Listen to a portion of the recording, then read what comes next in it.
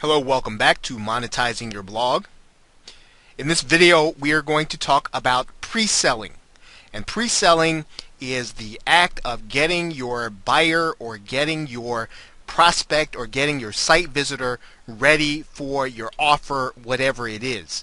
Now, remember, in some cases, the offer is going to be for them to come to the page and for them to see either the link or the banner and decide to opt in.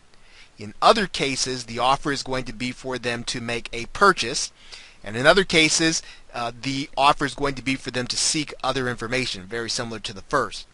Now, pre-selling is, again, making sure that the customer is ready to see the offer. What you don't want to do, and you'll see it that I have it there as the fourth thing on the page. You don't want to send your visitors straight to the offer. When they come from the web or they come from the internet or from the search engine, they're still cold. You need to warm them up to the offer. You need to bring them to the point where they have some emotion and that they're ready to buy. If you just show them the offer or you just allow them to see the banner, it tends not to make them want to right away make the commitment, whatever it is, whether the commitment is to buy, whether the commitment is to opt in or to seek information. So in the case of pre-selling, what you're doing is you are going to, and if you're using WordPress, this is going to be easy, you're going to use a blog post that you are going to write about the actual thing that you want people to do or that you want people to become accustomed to and opt into or to purchase. You're going to do a blog post on the actual item. But instead of doing a report where you're detached and you're going to do something kind of like a newspaper reporter and you're trying to remain objective, that's not what you're doing with a blog post. What you're doing with a blog post is writing your personal opinion and your personal experience with what you're reviewing. One of the best things that you can do is to be involved in a niche or in a market that you are personally involved in, because then when you start to talk about and you start to pre-sell the products, you'll be pre-selling from a position of knowledge and you'll already know what the hot buttons are in a particular product. And that doesn't mean that you have to know all the products or you have to know about the market even. What you do need to know is that you'll have an advantage if you are already involved in the market and you are passionate about it and you're knowledgeable about it. So your blog post is going to be a knowledgeable, personal opinion about the item that you're writing on, so that people who read your post will not view it as content. I have that as the second item there. You want to give them content. You want to give them something entertaining, informative, educational even, so that they're not looking at what you've written as selling them. But really you are. Really what you're doing is warming them up to the offer.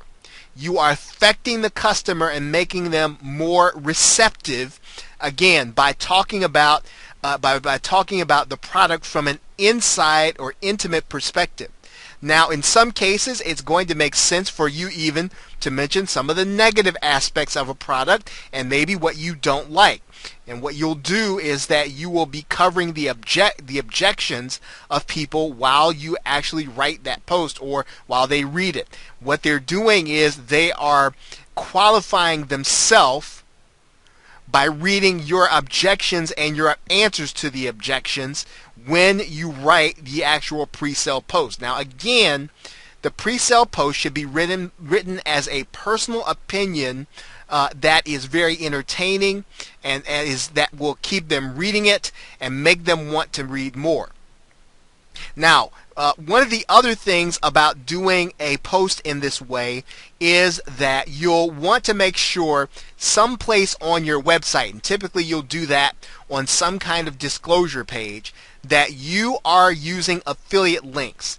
You don't want there to be any confusion about that, because even if someone buys the first time, Once they find out you do and that they feel as if you've been tricking them, they won't be a repeat visitor.